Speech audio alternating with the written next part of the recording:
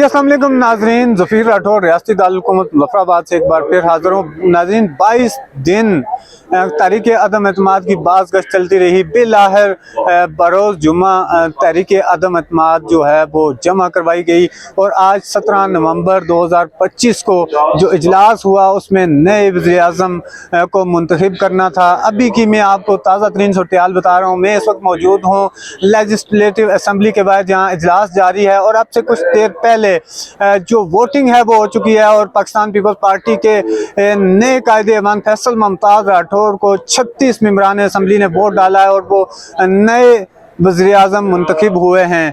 अब से कुछ देर बाद फैसल मुमताज़ राठौर जो नए कायदे-ए-अमल मुंतखब हुए हैं वो खिताब करेंगे और बाकायदा एक नोटिफिकेशन के ज़रिए उनको कायदे-ए-अमल मुंतखब किया जाएगा। जी।